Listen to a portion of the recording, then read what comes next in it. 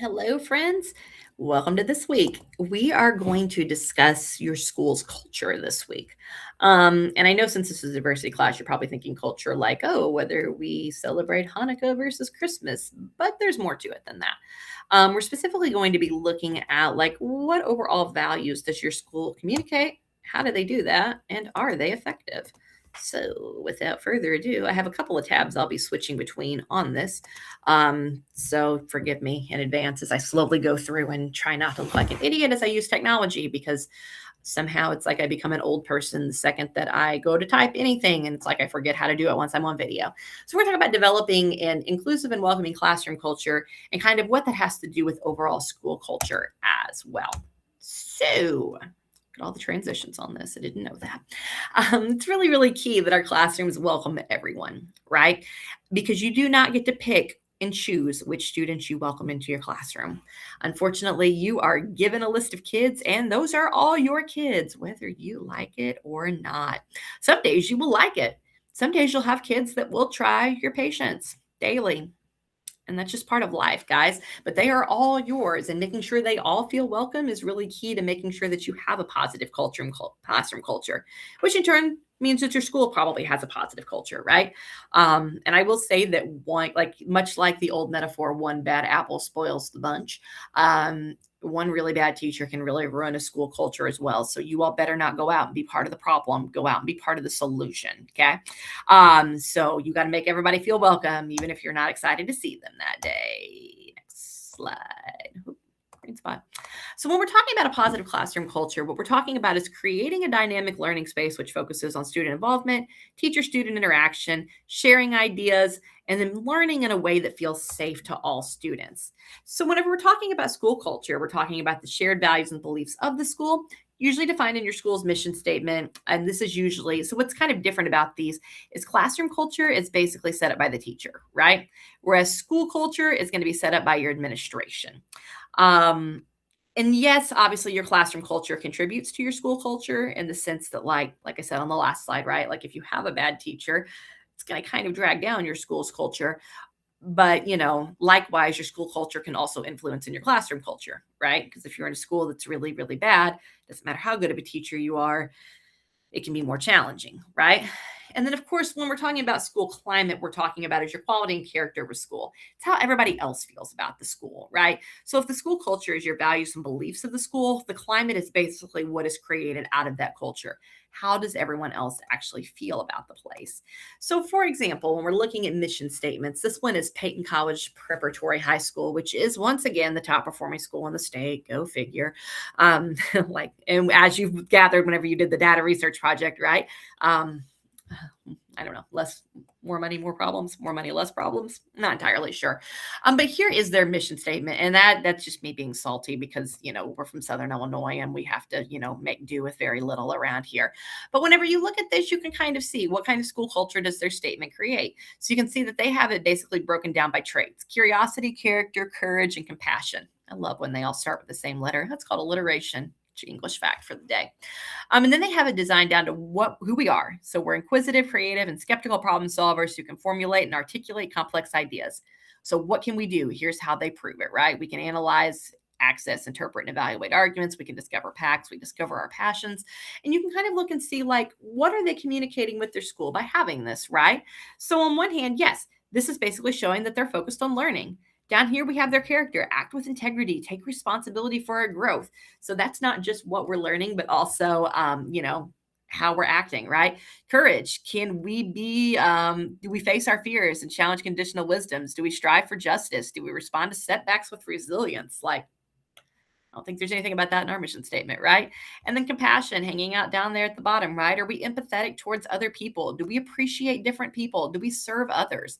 Like, whenever you look at this, if we were discussing this in class, I would have you have just told me all of these things, right? But whenever we look at what we're looking for, you can look in this and see like they really are designed to like their school goal is basically to develop you as a person, right? Not just to make sure you can do math and reading and whatever, but to make sure that you also stand up and serve others, stand up for what's right, take care of other people, right? So it's really kind of focused on the whole child, which is pretty legit in my book.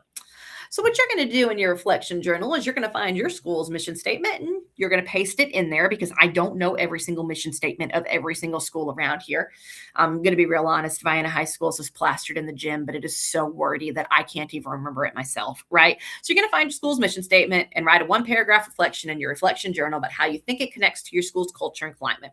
Now, I know you're all technically Shawnee College students, so yeah, you could all go find Shawnee Colleges if you wanted to, or you could find your high schools or your grade schools or whatever. So whenever I say your school, don't feel like it specifically has to be the school that you are necessarily in right now. You are more than welcome to look like at other schools in the region as well, or at your high school, or at your grade school, or at some school you transfer here from whenever you were 7. Who can tell, right? Just pick a school, preferably one that you have been to and have some familiarity with. All right. So when we're looking for data on school culture and climate, the 5 Essentials survey is going to be where you find this bad boy at. And this is, I know you're so excited about doing another data deep dive, right? This is useful because this tells you whether you want to work at this school or not. Okay. Schools are evaluated on basically the 5 indicators that show school success. And this was all based out of a project that was actually started in Chicago Public School System and then was extrapolated out to the rest of Illinois. But it's relevant to all schools, right? So what they look at for these 5 indicators is they look at effective leaders. Are the administrators of your school doing a good job? Collaborative teachers. Can teachers work together to make it happen? Involve families. How well do families, like are families involved in their kids' education at all? Supportive environments, which I can't draw a line on because there's something in my way here. How well is the school set up to support the needs of the entire child? And then ambitious instruction, which is basically how, I don't want to say how complicated, but like, are the teachers appropriately challenging the students, or is school too easy, right? You should all be taking, if you were in high, if you went to public school in Illinois, you should have taken this. And I'm sorry, I used to teach this class as a dual credit class, which is why it says you all take this every year. Obviously, you as grown-ups do not take this every year anymore, but you probably should have taken it when you were in high school, unless you went to high school before this was a thing, in which case you didn't take it. But all high school students should take it now. If you're the parent of a school in a district, please, please, please, please, please, please, please take this, because the hardest thing for schools is to actually get parent involvement. And if you're going to a good school, they're using this data to grow. I know, for example, at Vienna High School, we sit down with our data every single year and analyze it. And every year I cry because we are never perfect in ambitious instruction. And I feel like my instruction is really ambitious, but nevertheless. So I'm going to show you basically kind of how to dig into that 5 Essentials data, including the assignment that you're going to do with that. So let me switch tabs real quick. Much like with the school report card, I never actually get there, but I just want you to know that whatever shows up when I click are never, like, it just randomly does things. I would never look up the Wordle answers. I'd do the Wordle myself. Anyway, I literally just get everywhere by typing things like this. In this case, 5essentials.org is the one that you want. Okay, so when you click on that and you wait for the very slow internet of Southern Illinois, you can find your schools below. Okay. They are scaled on a scale of green, which is doing awesome, to dark red, which is holy moly. And you can skim through and find your schools here. And they are all, I mean, there's a lot of schools, right? So you might have to scroll for a hot minute to get to yours. Or you can hit Control F and type in like where you're going. So like if I wanted to look at Vienna, for example, white just means that there's no data available or not enough data and they had to redact it. So you can see Vienna High School is doing pretty decent in the green this time around. Waterloo was that school we looked at back at the day, right? Let's look at Waterloo High School. Unsurprisingly, they're green too, right? We're just going to stick with Waterloo since, again, I don't think you all are from Waterloo. So if we take a look at Waterloo here, we can look and see how well they are organized for each one of these measures, okay? So they have good leadership. They have a supportive environment, although notice school-wide future orientation is questionable. They have collaborative teachers, although collaborative practices, which is basically teachers having the ability to watch each other teach, is a little low. And some of these things I don't really fault the school for, right? Like it is very hard to provide teachers time to go into someone else's classroom and watch someone teach. Like you're in your own classroom teaching, right? So don't ever feel like you're ever going to get a perfect score on any of these. Involve families. Parents are involved in the school. Teachers trust parents. Parents trust teachers, but parents feel like they have limited influence on decision making. And then notice that where Waterloo struggles the most is ambitious instruction. just like us. Academic press refers to like how hard are the classes, and I mean appropriately hard, not just hard for the sake of like making people suffer. Their English instruction, their math instruction seems to be dragging them down, and their quality of quality of student instruction. Good gravy, I cannot talk. You'll see that 86, 89, 80, oh my gosh, 86.9% of their students responded. I promise you that number is higher at Vienna because we hunt children down and make sure that they do it. Only 84.4% of their teachers responded. And note, again, this is why I tell you parents, if you were a parent, please fill this bad boy out. We only had 0.2 of their parents respond. That is not enough to get any sort of useful data, right? So you can kind of look, and if you click on each one of these, it'll take you, I'm sorry, if you click on these over here, it will take you to more details that kind of break down what all of these are. And you can get all the way down to seeing individual questions, right? So if we look and see, like, this is their 5 essentials, this is their, you can look at a 2-year change and kind of see like, oh, they got better in effective leadership, or they got worse and whatever else, right? You can also look and see like, oh, what's the lowest thing they're struggling on? Okay, there's their ambitious instruction. Tell me more, right? So I can dig in and really see what's going on here. What's wrong in our math instruction, right? So I can hit the details and see. And here's why I like this program, but then there's also some issues to it as well, right? Write a few sentences to explain how you solved a math problem. Well, you're probably not going to do that every single day in math, although it might be a little concerning if you've never done it. Apply math to situations outside of school. Okay, once or twice a week, honestly, doesn't seem that bad to me. Solve a problem with multiple steps that takes more than 20 minutes. Maybe your teachers don't hate you that much, right? So sometimes it's a little more complicated than that. But what I really want you guys to see, and obviously that's important as a parent, right? You want to make sure that your kids are getting a good education. As future teachers, you'll find what's most useful for you is like this effective leadership and like collaborative teacher practices, right? So let's go to a school that's on the struggle bus. Hopefully one that's not around here. That's not from around here. We'll check this elementary school out. I wonder if there's one redder than that. I wonder who's really struggling this year. Ooh, Washington Elementary School. Bless their hearts. Okay. So if we were to go in and look at this, we can see, okay, effective leaders is kind of low. Supportive environment's kind of low. Let's see what's going on. I'm going to click effective leaders first. Okay. So I can look and see how well do teachers feel like they have any power in their school to get things done. Teachers have influence in planning how funds should be used. Nope.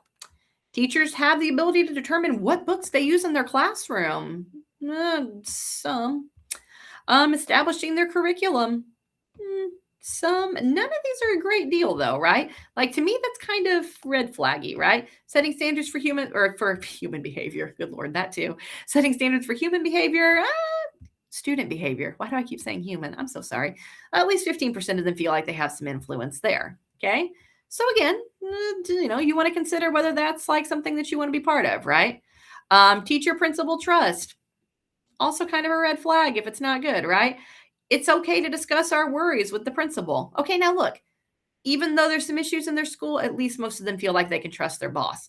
Kind of dicey if you can't. The principal looks out for the welfare of our faculty members. Nobody feels like their principal hates them in this scenario. So that's a green flag, right? Even though they technically only scored red in this or yellow in this category because it's yellow or because it's neutral, I still wouldn't be too freaked out to work here, right? At the end of the day, the teachers do feel greatly respected by their principal, and that's a great place to be. A place that you don't want to be is a place where that doesn't happen. That would not be a good sign. So that just kind of gives you an idea of how to look at some school climate and culture stuff. It's really nice for whenever, like I said, as a parent, whenever you're trying to decide where am I going to send my kid to school at. But it's also nice when you're looking at, do I want to work here? Because a lot of times you will find that the schools that are doing well, I can't find Peyton Prep here now. I'm not sure quite what I'm doing wrong to get that up. We'll just go back to Waterloo. Like, we know the Waterloo scores were really good, right? I want Waterloo High School. There we go. Waterloo's High School, pretty good scores. Test scores, Waterloo High School, pretty good 5 essentials. A lot of times you'll find that these two things are parallel and go hand in hand. Occasionally you'll find places where they don't. Like, for example, Vienna Grade School is hanging out a little bit down in the red there, but their test scores aren't too horrible in the grand scheme of things. So doesn't always necessarily wind up matching where, like, if you're doing good on the test, you have a good school culturally, but a lot of the time those two things go hand in hand. So what you are going to do this week is you have another data collection assignment pretty similar to what you did before. Okay. So you're going to use your 5 essential survey data that you find there, and you're going to compare and contrast two schools. Down here, this will show you where you can get to it from the Illinois school report card if you don't want to go specifically to that 5 essentials thing. If you want to go from the Illinois school report card, this is what you would click on to get to it. So you click on school environment and then climate survey and then 5 essentials from there. And I just randomly pulled Hardin County High School because it was just one I was familiar with. So what you're going to do is you are going to pick two schools. Again, for your own sake, I recommend picking places that you're somewhat familiar with, just because it's more interesting, in my opinion, when you have a mental image of what you're looking at. Although, if you want to go find some struggle bus school so you can feel better about your own school, I mean, I've done that before too. So you will go through and you will fill out the data on each one of these, right? So percent of students responded, that was on that first page. Percent of teachers, rating for effective leaders. So that's going to be basically that red, yellow, green, et cetera, right? You're going to click in to go into all measures, and that's going to be where you see these things at. And then you'll have to go back to the Illinois school report card data to be able to do this next part. But you'll look at academic progress and see if there's any connections between the test scores and the climate of the school. Why or why not?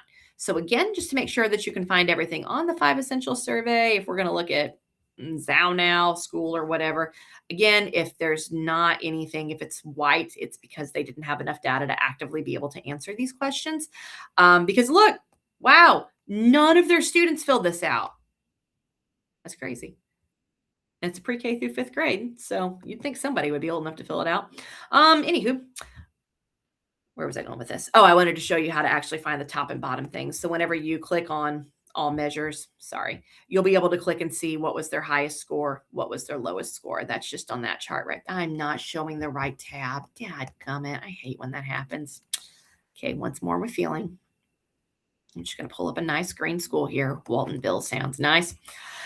Whenever you're trying to determine like ratings, if you click, like it'll be like you can literally put, so if you look, there's a color coordinator here, right? So like this would be strong. So when it asks what did they receive in collaborative teachers, for Waltonville, you would put neutral. For ambitious instruction, you would put strong, right?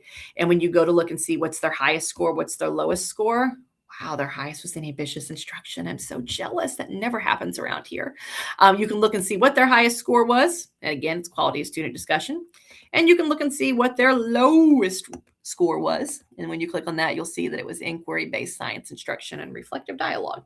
So that's how you check that. So that's that worksheet that you'll complete there. Okay. Moving right along, for this week's discussion board forums, there's a variety of articles here that you can choose from that look at school culture. Go through and read 2 of them, and that's what you'll need to do for your discussion board. More deets will be on the discussion board. Last but not least is your mandated reporter training. And here's how this works. So part of your job as a teacher is being a mandated reporter, which basically means that if a student reports and discloses to you that they are in a dangerous situation, you are required to contact DCFS, which is your Department of Children and Family Services. Teachers are required to be mandated reporters. It is the law. And if you are not reporting things, like if a student tells you that they are being abused and you don't make that report and something happens to the student, you can be held legally liable for that. It's grounds for losing your teaching license, but more important, it's like, first of all, it's you know, the kid is in trouble and you haven't been able to help them. So I would say if you were ranking this in order, number 1, there's a kid who needed help that you weren't able to help. Number 2, you're legally responsible for that. So if something happens to that kid, you can be sued. And number 3, you could lose your teaching license over it. There are other jobs that are also mandated reporters. Doctors, for example, social workers, police officers, clergy, anyone that works at a church, daycare workers, nurses, EMTs, anyone that works at a school. Cosmetologists are actually trained as mandated reporters now in Illinois, although they don't have the same legal obligation that a teacher has. Because surprisingly, a whole lot of people actually disclose abuse to their hairdresser. So now they encourage cosmetologists to take that as well. Alrighty, so mandated reporters, again, are required by law to report suspected child abuse and neglect. And what you are going to do is you are going to actually do the training for this yourself. If you had me for Education 110 last semester, guess what? You've already done this and you can just turn in your certificate. Yes. If you've done this for another class or for your job as an EMT or whatever, and you had that done, All you got to do is turn in your certificate and you don't have to do it again. Yes. For those of you who have never done your mandated reporter training before, guess what? You get to actually do it. When you click on this link, it will take you there. Actually, it'll take you to a link that will take you to a link. It's because they put a new one in there. You'll create yourself an account if you've never done so before. If you have done this before, you can log into your account to download your certificate to turn it in. It is free, so do not worry. They're not going to charge you for this. It's nice and simple, and it's a pretty easy to use platform. So you will do that, and you will turn in your mandated certificate, your certificate of completion of mandated reporter training, and that will be your grade for that assignment. There was the cute background. There's the word, your assignment. I use templates for everything, guys. Let's be clear. So anytime a template actually has slide transitions, I'm like perpetually shocked. In your reflection journal after mandated reporter training, what's one thing that surprised you or one question you still have? Nice, simple, and to the point there. So be sure to do it. And as always, I get my templates from Slides Carnival in case you've ever wanted to use them yourself. So that is that for this week. So you've got the data deep dive for the 5 essentials, which I promise is actually not as hard as the Illinois School Report Card data deep dive that you did. This one will be shorter because you only have to look at 2 schools and it's markedly shorter of a worksheet. And you'll end up using it again in your anchor project that's coming up. And then, of course, you've got your discussion board and your reflection journals. And other than that, you should be good for the week. So as always, if you have any questions, don't hesitate to reach out. I'm happy to answer any questions you have or anything else because I like hearing from you. So reach out. I'm looking forward to hearing from you. And I'm looking forward to seeing what schools you analyze for 5 essentials data because I got a confession to make. I'm kind of a data nerd. I like looking at school data. It's probably why I don't have a ton of friends. Anywho, we're good, right? Hopefully you're not still watching. Okay, I'm gonna let you go for the day. So if you got questions, let me know. Bye.